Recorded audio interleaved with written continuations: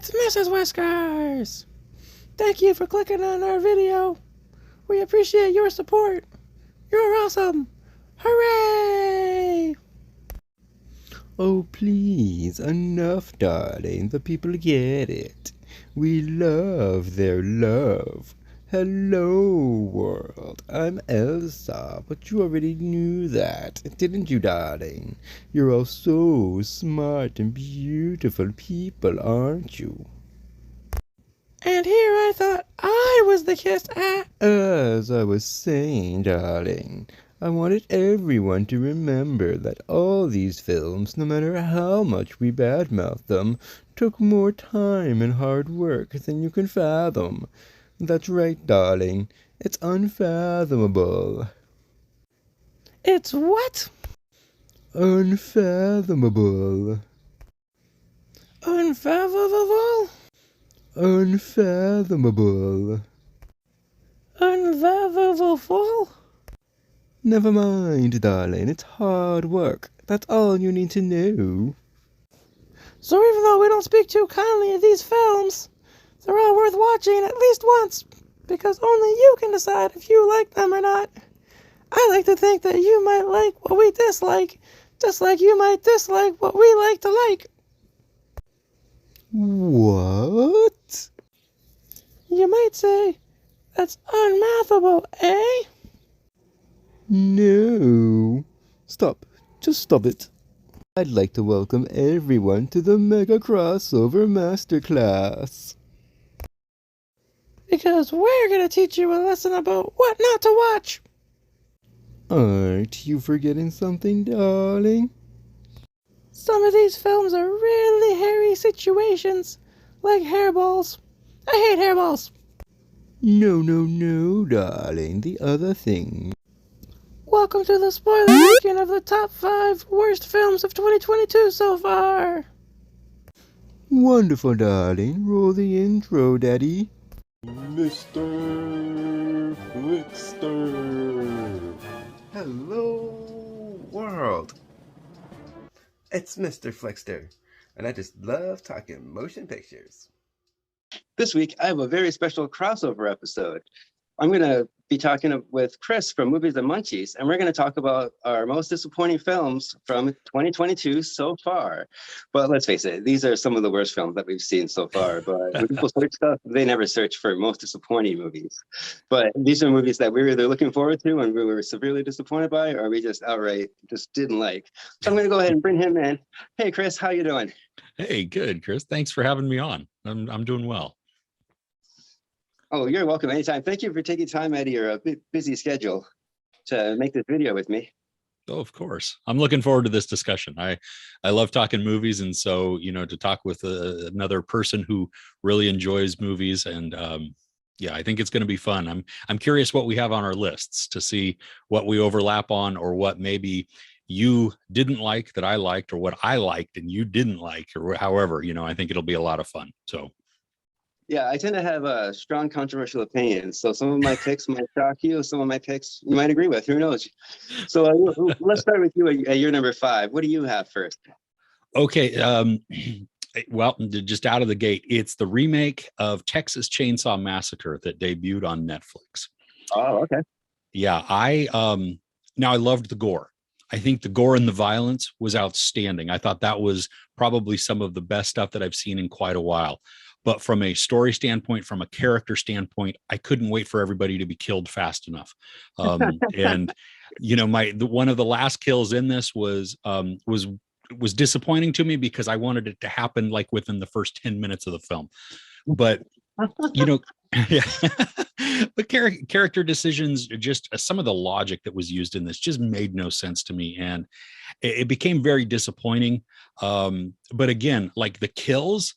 The first time we see Leatherface as he's in the van being transported by the paramedics with his mom, and the dude just snaps the other guy's wrist and like Yeah. Oh, dude, that was, I was like, yeah, okay, at least we know what we're in for this way, even if I don't care about the story, the violence. And then we get to the bus scene, and that is just brutality. So yeah. How about you? What's on your number 5? That's interesting. I actually have that on my list too, but it's a little bit higher up. So I'm going to put a pin in that one. Okay. I do agree. Cool. That is the worst when you're watching a slasher movie like that, and like a half an hour into it, or like less than that, you're like, oh my God, just kill these people. I hate that. That's like the worst thing when you're watching a horror movie. So I do agree with you with most of that, but I'll get to that a little bit later. Cool. For my number Cool. 5, I'm going to get to the elephant in the room. I'm pretty sure this is going to be on your list. I have Morbius. That's my number 4. Yeah. Oh, that's a good segue. We can just go right into that with you then. Well, no. Tell me why. What for you? Why was it the worst? Okay, this was very disappointing, like on a huge level, because this is supposed to come out like a year or two ago or something like that. That's when I started seeing the previews for it. And I'm a really big Spider-Man fan. I don't know if you can see Spider-Man behind me there. And I got a nice little coffee mug. Nice. I love Spider-Man. My apartment's like all Spider-Man. Anyways, he was a big character too for like the Spider-Man history. And I had the same problem with the Venom movies. How can you do a story with that kind of character and not have Spider-Man involved? And just the way they did it, it wasn't even funny. Like at least Venom tried to do something different. Like Venom tried to be funny and they tried to put the comedy in there. And this, like, it just kind of felt like false advertising because a lot of the stuff that was in the previews, it felt like a whole different movie when you're watching it. And it's just so rushed. Like they're little kids and they talk about they want to be doctors and all of a sudden they're adults and they're doctors. It's like, oh, well, there's no progression. Like you don't see them even like in medical school. Like they could have did a montage, you know what I mean? Like something, anything. And it's pretty bad if not even Matt Smith can save your material. Like it's not all his fault, but you only have so much to work with the writing and he couldn't even sell it. And like the CGI was bad. It's just so bad. And the whole thing with the bats, that really confused me too, because it's really inconsistent. Like sometimes they help him out. Sometimes they just kind of abandon him. Sometimes they straight up attack him. Like, what's the deal with the bats? And I don't know if you remember this. This has always bothered me. When Matt Smith first goes, it's in my notes here. When Matt Smith first goes into the laboratory, there's 2 vials on the counter, right?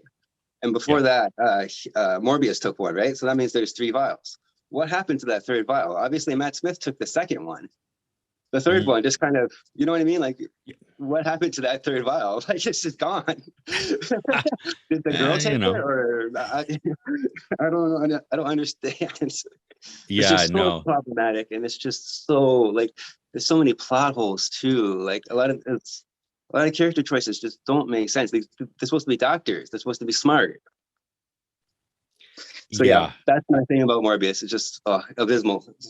I was actually mad when I left the theater. I'm like, I waited for this. Like, well, and I think the fact, that it took so long for it to come out, like they kept shelving it, is like you could have fixed some of these things. You could have, I mean, like the CGI, I totally agree. Oh my gosh, the CGI was so bad in most of it, where it just becomes this jumbled mess on the screen. And like you're so close into the action that you can't see what's going on. And the editing is really bad too. It's just so jumbled and it's just so jarring. I forgot to mention that. That's a good point. Just but sorry, go on. No, you're totally right. I mean, well, and even like with the editing, and they used some slow-mo shots, which I'm not really a huge fan of, but when they're used correctly, I think it can enhance the story. And this time, when you have Matt Smith and Jared Leto fighting, going through the subway and they're chasing and that whole thing, there are moments where they could have slowed it down to show like some punches or some attacks happening, some biting, whatever that happens to be. Yeah. The point they chose to slow down is them just spinning in the air, and then they speed it up again. And I'm like, why? We already know they're in the air. I don't need that. Help me out here. Give me something more. And oh goodness. Yeah, no, the character progressions, you're right. It was so lacking in so many different ways. And I wanted so much more from those FBI agents who just kind of randomly show up here and there, and they insert like a little joke.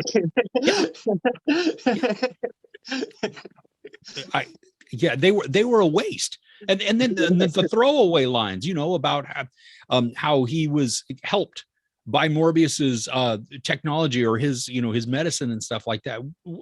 Okay, so you have some history. There's something we could go into, give you some more depth, why you're invested in this, some conflict, whatever. No, nothing. We're just going to forget about it. Yeah, it's like someone read the script and they're like, yes, this is it. This is our story right here. And everyone else around the table is like, yes, yes. I don't understand. Yeah, no, I don't either. It's so bad because it's just it wasted opportunity and potential, that we had. And I don't think Jared Leto's a bad actor. I think that he has a lot of opportunities, or he has a lot of movies where even if I don't like him, or I don't like the movie, a lot of it comes down to the direction, the way that they have, the director has, this is my vision for the movie, and this is how I want you to portray this character. And okay, I'm not sure that was the most effective way to do it, but whatever. But they,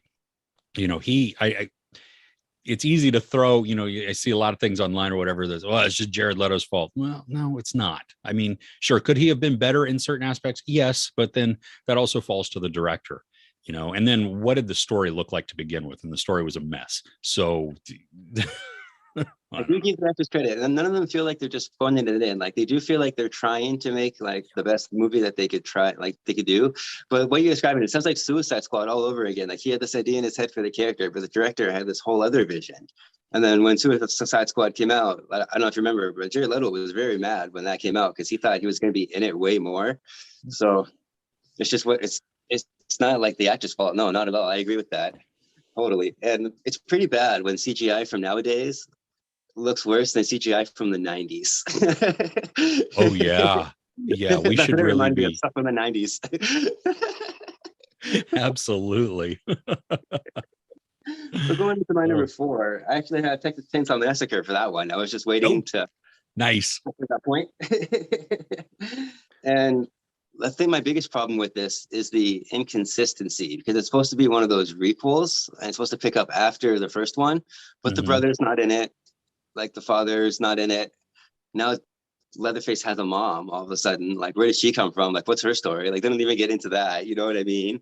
And like, the acting is really inconsistent. The story, quote unquote, is inconsistent because there's not really a story. They just go to this, like, it's not a church, but they go to this building because they're trying to do like the renovations. They're trying to sell. Like, I'm not even sure like what they were trying to do. That's what I mean. Like, the plot's very muddled, but it does have the gore going for it. And I do agree with you with the bus. That scene was amazing. I could not believe it. Like, talk about a Texas Chainsaw Massacre. Oh my God, that was so cool. I was like, this movie might be able to save itself. But no, even after that, it just kind of went downhill again. Because they brought back that Sally character. She was like one of the best final girls. And okay, long story short, I'm like a lifelong Texas Chainsaw fan. But even compared to other horror franchise, you might agree with me, but it's not the most consistent. Like, it's not the strongest horror franchise. Like, I put it down toward the bottom, like if I had to rank them, but I'm still a pretty big fan of Leatherface character. Like, I've seen all the movies multiple times. And when I saw this one, I was kind of excited at the idea of Sally coming back, because she hasn't been in the other ones. It just felt like a total waste of the character. Like in Halloween Resurrection, when Laurie Strode gets killed off, like in the first scene, like there's so much more they could have did with that character. She's supposed to be the strong woman, and the whole thing just kind of felt like Halloween Kills after a while, because it was just death after death after death, and there wasn't really a story. And even though it's gruesome and it's kind of cool looking, that's not really what makes a good movie. Like, yeah, exactly. I mean, that's a 20-minute short with just a ton of violence. We would love, I want to become invested in my characters. I want to know, I want to feel terror for them, or feel just, concern for their well-being. And when they all start off so distasteful, and everybody that they meet, really, it's just, okay, yay, you died, moving on. I don't, yeah. Yeah, you don't feel anything. So what was your number 3? Oh gosh, this one should have been so much better, but it's The Bubble, that was on Netflix, from Judd Apatow, that comedy. And I don't know if you've seen this one. Oh, no, okay. Well, it can be interesting. Go ahead. So it's just with the premise of, now it's COVID era, film. So that is getting a little tired, but the thing that really grabbed my interest from the trailer and everything was how they were setting it up, that it was a movie within a movie. So you have all of these actors who become locked down, and they're in this bubble, and weird things happen, and just, the character dynamics and all of that drama that happens. The problem is the movie was unfunny, and it was long. It was over 2 hours, and it wasn't funny. There were moments here and there that made me chuckle, but I really wanted the movie within the movie. That was more interesting to me to see that. But when we have all of these characters just going around, and like I begin to not care about them because it's an ensemble cast with a ton of talent to it, and they just, again, it not really any fault of the actors per se. It's more of just how it was all put together. But there's some of it that just feels very self-indulgent from Apatow. Just like, because he has his daughter in the film, which is fine, whatever, the directors hire their girlfriends, their wives, or their husbands, or whatever that is. It doesn't really matter at that point of it. But yeah, but they need to be good. I mean, and so there were moments in there that where, some of the scenes were funny, or not funny, but they were engaging for a brief period of time. And then they went on, and I never got the sense that it was going on to be absurd, so then it becomes really funny and satirical that way. It was more of just, no, they just wanted to keep going with this. And like, you need to cut that out, make this movie tighter, and then maybe, rewrite some of the jokes so that they could be better. I don't know. I mean, you have a ton of talent. There's Pedro Pascal, there's David Duchovny, Karen Gillan, what's his name? Michael Keegan Key. Yeah. There's just a bunch of people. And so, yes, that's it. Thank you. Okay. Flip flopped his names there.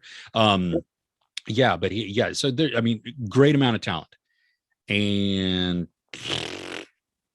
no waste of 2 hours. And I think what made me even more mad is I hadn't gotten a screener for it, so I stayed up, and so it came out at midnight my time, and so I stayed up until after 2 a.m. watching this, and I was. There's nothing worse than losing sleep over something that is billed as being very funny and is just a chore to get through because it's wildly unfunny. And so, the more I thought about it, the more I hated the movie and was just mad that it existed. Yeah, I think we all have movies like that. It's interesting you say that, because when I saw the preview for that on Netflix, I skipped it because I was like, it didn't even look that funny to me, like in the previews. And then I just saw the runtime. I'm like, yeah, but how funny is that going to be for as long as that is? Like, some comedies, you don't mind the runtime, like it just blows right by. But when you feel it, that's the worst. Absolutely. So I'm glad I made the right choice there by skipping that one. Yes, you did. So for my number 3, I have Cheaper by the Dozen, the remake that was released on Disney Plus. Uh-huh. I have not seen that. No, I didn't get a chance to see it. Okay. So the problem with this one is there's a lot of forced comedy, not just like physical comedy, but a lot of the dialogue. Like, they stop the movie and they say like random stuff, and you're like, was that supposed to be funny? Like, was that a joke? Or like a kid will just say like a random thing, and like, okay, like, why is that kid doing that? Like, what? Like, it doesn't really make sense, a lot of this stuff. And then like, there's even a scene, because it's about a blended family, right? Like, there's a black family and a white family, and they end up living together. But there's a dance competition. Like, in the beginning of the movie, they like stop the movie, and like the two fathers from the two different families have like this dance contest. So there's Zach Braff and then this other guy. Yeah, it's totally random, and it totally slows down the movie. And you're like, what does this have to do with anything? Like, why is this happening? And then like from there, it just kind of goes downhill, because it's weird. The story focuses more. It's supposed to be a kids movie, right? I have no problem with kids movies, but I had the same problem with the new Home Alone movie that came out last year. This one focuses more on the adults than it does the kids. So it's kind of like, who is this for?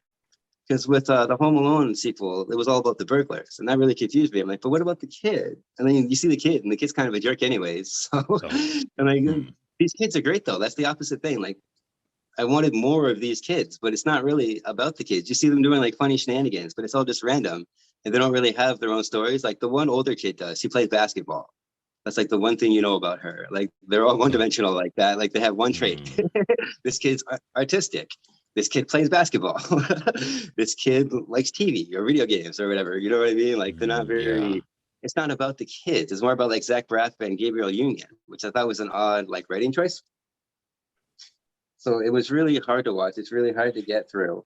And it's over 2 hours long. So I'm just kept wondering, like, who is this for? And why is this movie so long? It's just so convoluted. And there's side plots that don't go anywhere. Oh, it's just bad. Oh, that's disappointing to hear because I like Gabrielle Union and I love Zach Braff. But yeah, if there's a family movie that's over 2 hours and it's not focusing on it, oh goodness, yeah, that sounds like a mess.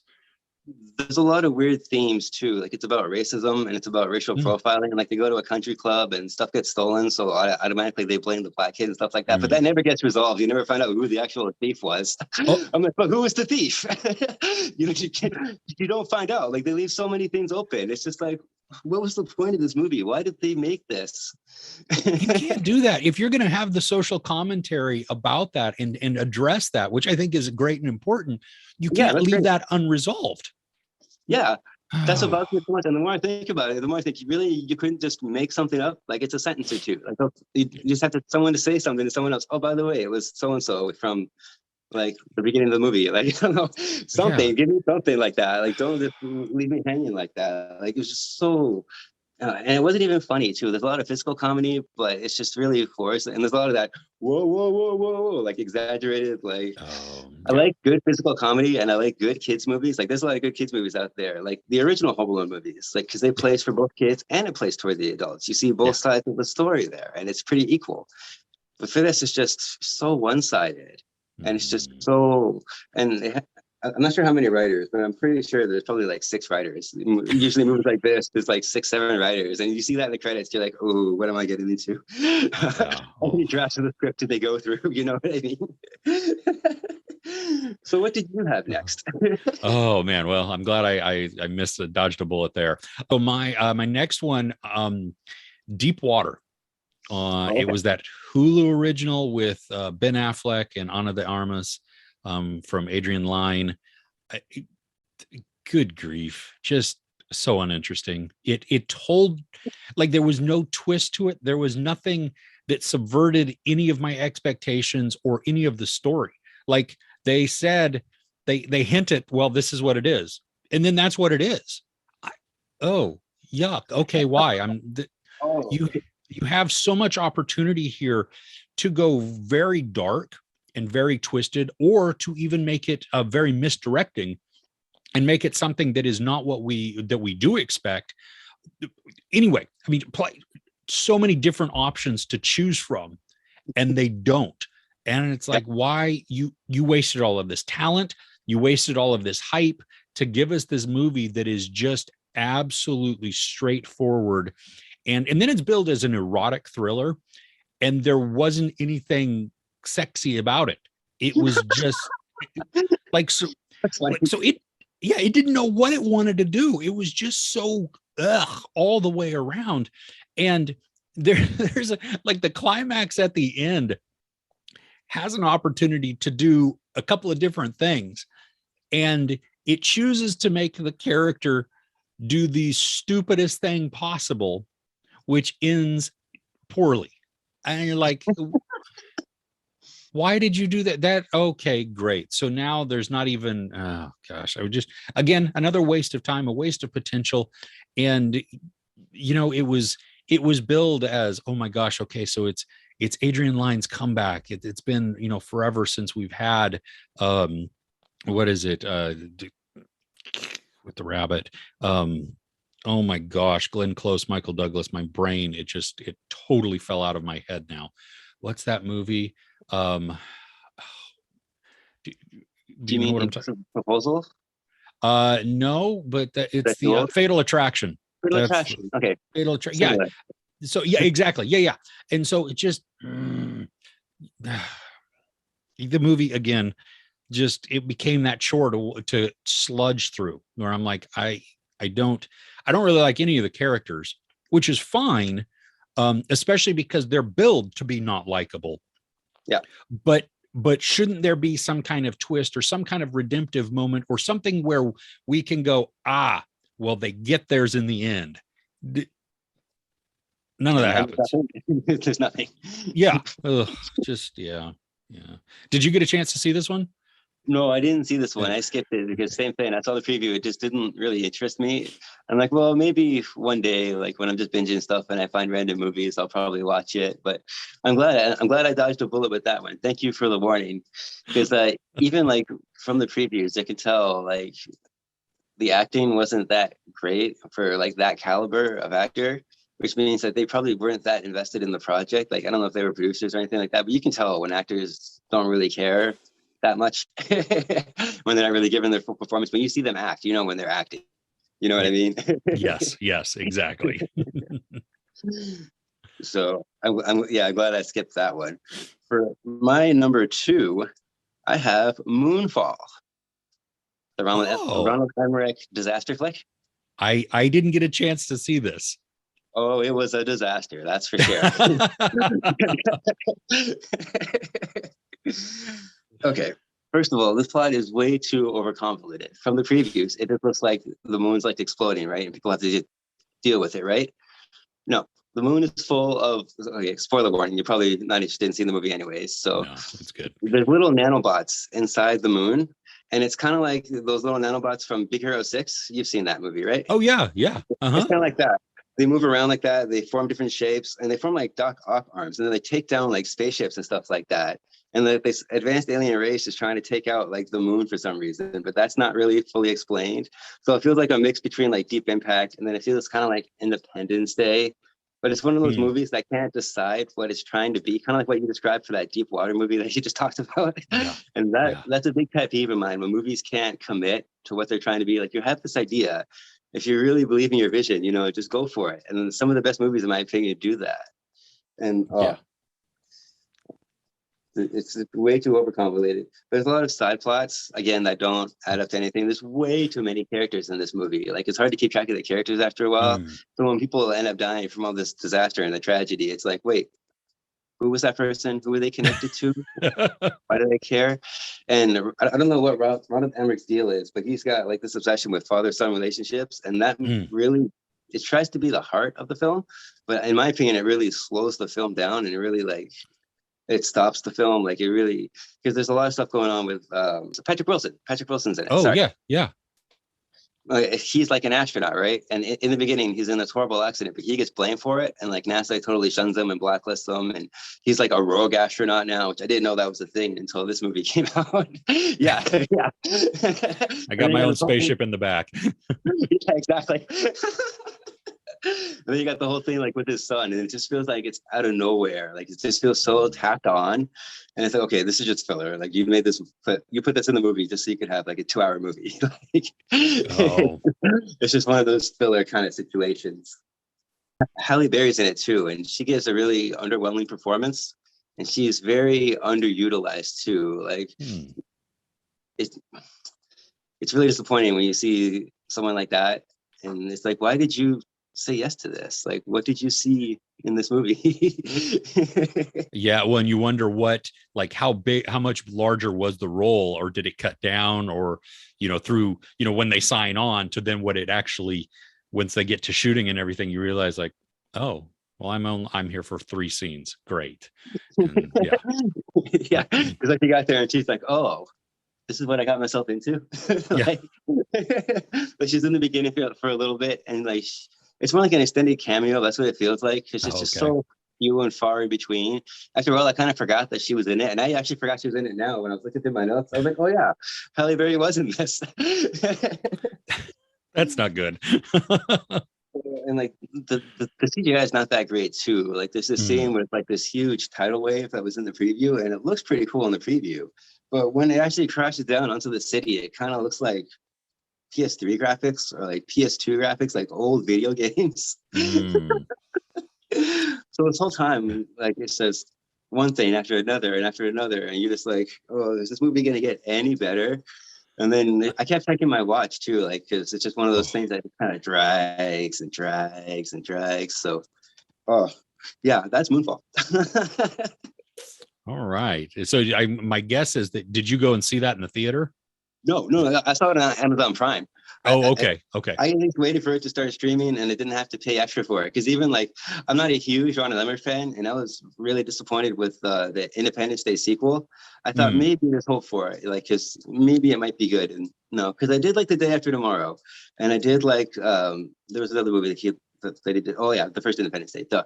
Those movies are really good. So no, but with this, it kind of felt like a sci-fi made for TV movie with like the quality of acting and like the quality of the special effects. It didn't even feel like a theatrical movie. Like I forgot that it came out in theaters until you said something about that. So no, I did dodge that bullet, but I didn't dodge the second bullet. Gotcha. Yeah. Yep. So before I get to my number one, if I can, I have a couple of dishonorable mentions. I think all three of them aired on Netflix. And so the first one just came out last week, 2 weeks ago, something like that, very recently.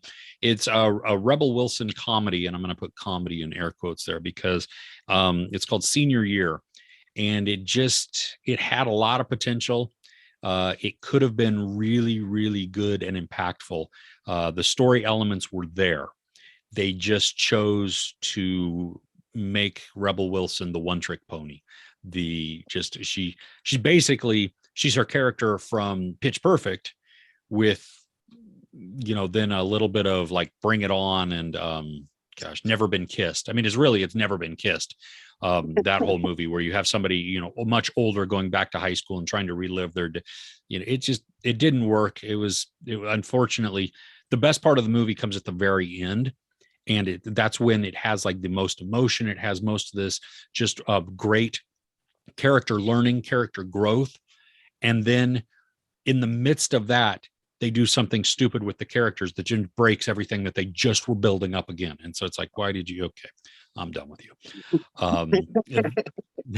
There's another one. I think it was German. It was called The Privilege or Das Privilege. And it's, again, it's like this sci-fi thriller. And it was an absolute mess. It's utterly forgettable. Don't watch it. And then another horror or thriller, I guess, Choose or Die, which Asa Butterfield, it had so much potential. There were moments of it that I enjoyed. Just this fact that there's this video game that has that makes you make a choice, otherwise really, really bad things happen. But even if you do make the choice, bad things happen. So yeah. But if I can, my number one, my worst movie so far of this year, Go on. It's on Netflix. It stars Alyssa Milano and it's called Brazen. Oh, okay, I saw that one. Oh God, I wanted to hurt myself. It was just the writing makes no sense. It rushes everything. She plays this mystery writer whose sister gets killed, and then for some reason she falls in love very quickly with the next door neighbor who's a cop who's also investigating the killing.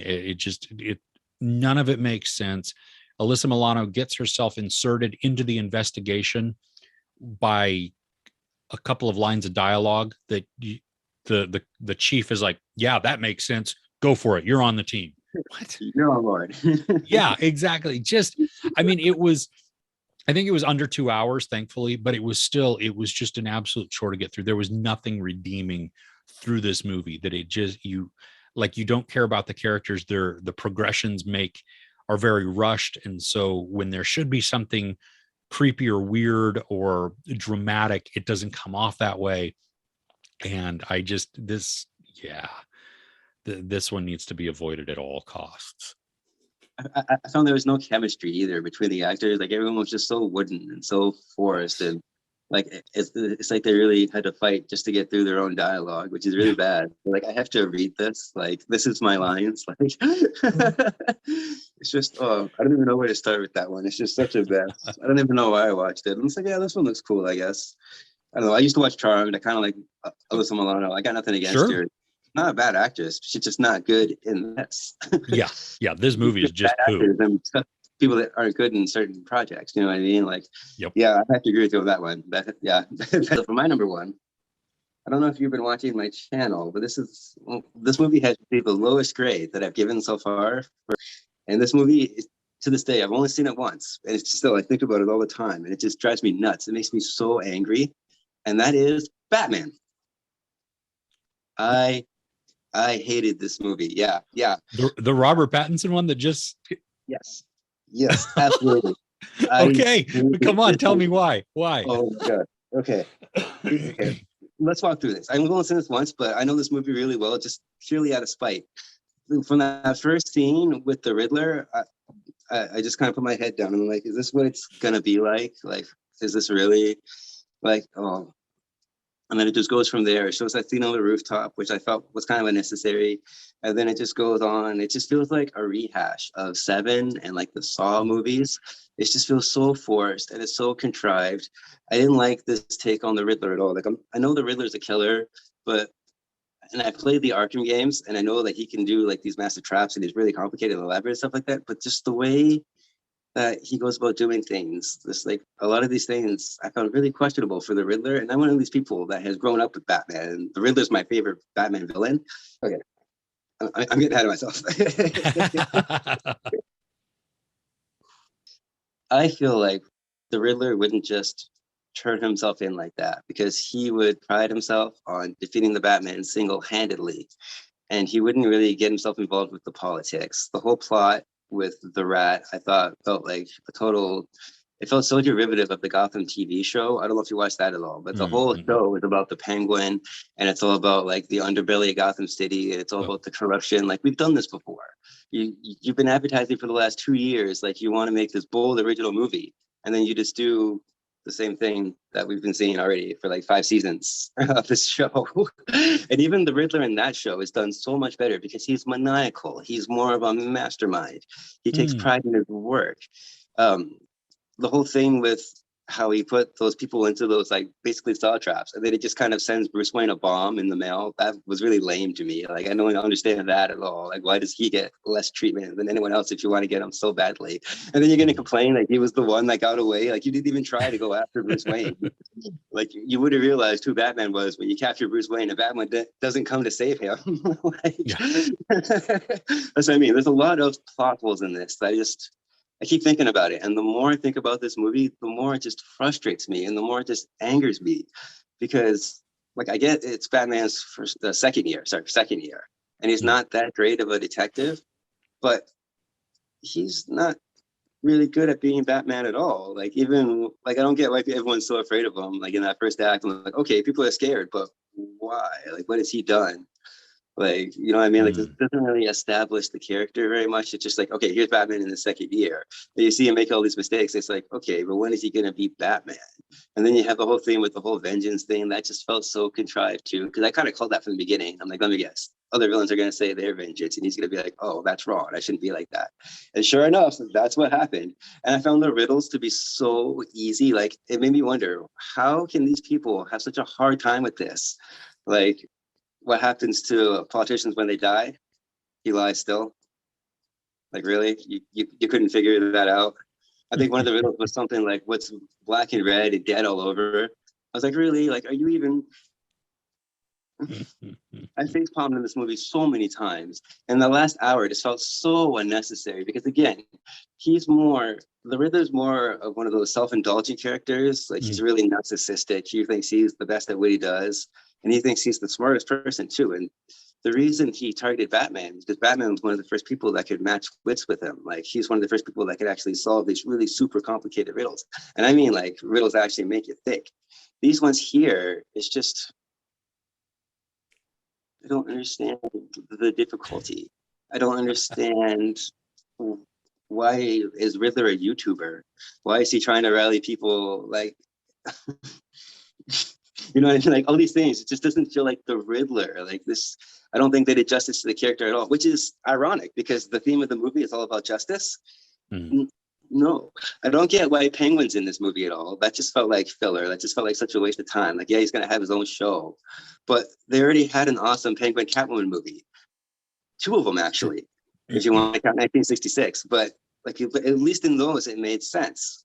Penguin was like the funder. He was the backer in like the 1966 one, and he was trying to figure out who he was in Batman Returns. And Catwoman, she made sense in that movie because she was part of the Shrek Industries, and she was involved with Shrek and Batman and all that stuff too. But I didn't see why Catwoman was even in this movie, because that whole thing about her being Falcone's father, like that was never in the comics. Like, she's never been connected to any of the mobsters like that. She's always just been like the cat burglar. She's like Robin Hood almost. She steals from the rich and then she gives to the poor. So I just felt like that was totally unnecessary. So if you took out Penguin, Catwoman, and you actually just focused on the Riddler, because he's a strong enough character. You can actually have a Riddler movie with just the Riddler. Believe it or not, people, like you, and the Joker. I don't get why the Joker was just kind of shoehorned right at the end. I was just like, really? You have to put the Joker in every single movie now? Like, don't get me wrong. Like, I like the Joker. I got his pop figure right here. I love pop figures. Nice. But no, that's just another thing. And that's what I mean. It's just one thing after another and after another. I just kept face palming the whole movie. And it's just, like, I'm not just saying it's clickbait or anything like that. This movie actually makes me angry. Like, I really hate this film. And I'm one of the few people that actually stands up, and I stand by my review. I don't know if you've seen it, but I did not talk very highly about it. I compared it to Seven. I actually go through a checklist exactly of what Seven does, and I compare it to what exactly it's like, practically beat for beat. It's just so bad in my opinion, and I don't get why it's getting praise. This is the Green Knight all over again. I hated that film, and I saw it because everybody's loving the Green Knight and everybody's praising the Green Knight, but it was so boring. Like, nothing happens. He's on his horse, he meets a fox, he howls at some giants, and then he gets his head cut off. That's the movie. It just frustrated me so much the more I thought about it. Oh, so, I loved that movie too. That's my opinion. That's why I hate Batman. Oh, well, that's 2022. Sure. Yeah. And I think, like, I've never watched Gotham, the series. Or Got Ham, as I can only see it. I never see it as Gotham. It's only Got Ham. So I couldn't, I couldn't pull any of the parallels in there, or to see how that character was, or how, how some of those story elements feel maybe like they've already been done before, or even better. I absolutely see. I mean, there were definite key moments in here where you're like, well, that's straight out of Seven. And yeah, okay. So that's straight out of Seven. That's straight out of Seven. And I think Seven did it better, because it's the original, it just felt so diluted and watered down, because those movies are rated R, so they could really take it like as far as they wanted to go. But this one, it really felt like it was holding back. Like, I want to see the R-rated version of this movie. Sorry, the 90-minute R-rated version of this movie. That's what I want to see. And then that might be a better movie. Like, I'm all for movies not being action-packed. I get that. And this movie does have its moments, but even like the Batmobile, I thought that was really disappointing. A lot of the gadgets I thought were underused, but it had its moments. Like, it's not all bad, I guess. That's funny. This Batmobile is my favorite Batmobile. Oh, okay. That's funny. The way, yeah, excuse me. The way, I don't know, just the rumbling and that whir of the turbine as it just spins up, and for me, it was awesome. Now, I love like the Tumbler from the Christopher Nolan ones. I mean, all of the iterations of the Batmobile have been really cool for what they are. Yeah, exactly. And me personally, I don't really care about his gadgets. I don't think that they because he really, I mean, what did he use? He used that little thing on it, the bat emblem on his chest. Yeah. The contact I like the contact idea. That was kind of cool. That was so that he could constantly record, or even when he put it on Selena, and so he can view what she's seeing and stuff. So that aspect of it. But for the most part, like, I don't really care about the gadgets. I just want to be, if I can be invested in what the character is doing. And again, at least for me, I don't read the comics, so my knowledge of the characters comes from what I watch in the movies. So I approach them, from a totally different perspective than somebody like you who knows all the comics and all the inner workings and stuff. So yeah, I I can definitely see why you have a larger opportunity to be disappointed in certain character arcs or different elements within the characters, because it's like, well, they were written, and typically, the written material is so much better always because there's more detail given, there's more depth to something, there's more of a longevity within there, so you really get to know all about them. And more Absolutely. often than not, the film versions always fall short of that. I'm hard pressed to remember anything where it's like, wow, that I read the book and the movie was just as good or better. More often than not, it's just well, that I shouldn't have read the book. I wish I didn't read the book there. But like I think the movie for me wasn't perfect. I really enjoyed it, but there's some of the, like, the second ending type of thing. Like it ends and then it begins again and then it ends. And then even when they say goodbye again at the end. So there are definitely some weird beats to it. And I totally agree. I don't want the Joker, and I don't know if you saw, there was that cut scene that got put out on YouTube that was Batman talking to the Joker while he's in Arkham. Yeah, I saw that. I'm so glad they didn't put that in there. That Me made too. no sense. Made no sense. Why would they even film that? Because you would have to, now it all of a sudden raises so many more questions of like, so what's Batman and Joker's relationship within this movie? Because now you have that whole Silence of the Lambs type of thing going on. And it's like that doesn't work with everything else that you've shown. You need to add so much more if you're going to introduce this character. And Barry Cowan, I think he's phenomenal. And I think he could pull off a disturbed individual like that. Yeah. But I don't want to see the Joker at all for a really long time. We've had so many different iterations of him. Some wonderful, some I could really care not for at all. But if we're going to continue in Batman, let's pull some villains in that maybe are underutilized or that are new and different, and that's where I think a strength can come in, because you see, okay, so you've got Riddler. Well, we've seen Riddler several times. We've seen Catwoman, we've seen Joker, we've seen Penguin. Especially for somebody like me who hasn't read the comics and I've only seen the movies, this becomes very repetitive when the movies reintroduce these characters. They're not even introduced, they're just reinserted. Put it back in, yeah, exactly. And so I would love to see somebody that I don't know build out a brand new villain. Maybe they're from the comics, maybe they're not. I don't really care at that point, as long as you can make somebody very compelling, very dark, maybe just very formidable against Batman. Because then when you have that matching of wits, when you have the intellect versus the intellect, that now it becomes very engaging and very intriguing. And then if you can make it go dark and twisted, also outstanding. I'm all for that. I've seen people who they want a happier Batman. I don't really, for Batman, it doesn't have to be happier. Just do something different. That's all I ask. And I'm really glad that you brought that up, because if you think about it, let's talk about the Spider-Man films for a minute. Let's think about it. In the first film, they had the Green Goblin. In the second film, they had the Doc Ock. In the third film, they had the Sandman and they had Venom, right? And then when they rebooted it, they did the Lizard. And then after that, they did Electro. That's already 7 villains right there between the Spider-Man films. And I'm not even at like the MCU yet, but you can see the villain diversity there. And that's what frustrates me a lot about this movie too.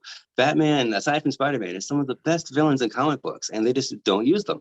And I don't understand that. Like, if they wanted to do a serial killer, they could have did Zaz. They could have did Calendar Man. They could have did Hush. They could have did Pig. Like, there's actually serial killer villains. If they want to go the serial killer route, don't take a villain that's not a serial killer and then make him into something that he's not. Like, don't change characters. Like, you're not doing yourself any favors by doing that. And I'm so glad you brought that up, because another face palm. It's just so frustrating. You can probably see the anger and the frustration from this movie. I am fuming. And I saw this once in March, and I'm still fuming about it. I did see this in theaters, though. I did pay money to see this in theaters. I went opening night and everything, and I was so angry, because I was looking forward to it. Right? It's like, yeah, the new Batman we were promised 2 years ago. Yeah. Didn't deliver. But even if they did, like, that'd be kind of funny though. If they want to do something different, they do kind of like a rehash of the 1966 version and make it all colorful and bright. Oh gosh, just at least it's different, right? You know what I mean? Like, they're totally. Do something different. The original. Yeah, well, yeah, absolutely. I mean, that version is quirky and weird and very reminiscent of its era, and yeah, it holds a special place just because it's, I mean, come on, shark repellent. That's, I mean, first off, that's just that alone. I mean, it's so, oh goodness, iconic. But so that's our list. Where can people find you on social media? Really, the place I'm always active is YouTube. So if you just search Movies and Munchies on YouTube, you can find me. I am on Facebook. I am on Instagram and Twitter. I'm terrible at all of those. So really the best place is to just hit me up on YouTube, and I respond to a ton of comments. So I love interacting that way. So yeah. Awesome. Then thank you again for taking the time to hang out with me and talk movies. I could do this all day. Totally. I appreciate the offer for coming on. Thank you so much. I mean, this has been great just to talk movies with somebody else who loves watching movies and gets to, dissect them and figure out what we like, don't like, and, everywhere in between. So I appreciate it. Thanks. You're welcome. Anytime. You can find me on YouTube, and I'm on Twitter, and I'm on Facebook. I'll leave those links below. So, Chris, do you have anything to say to us before we go? Well, hey, I'm Chris. Thanks for couching with me. Please keep in mind, this is only my opinion. It's okay to agree with me, and it's okay to agree to disagree with me. All I ask is that you have some class about it. In case you haven't heard, I'm a film critic on HorrorBuzz.com, and I make frequent appearances on HorrorBuzz Live, their YouTube channel. So I'll make sure to put links below for that. Until next time, I'm Mr. FLIXTER, and I just love motion pictures. Have a great day. Mr. FLIXTER.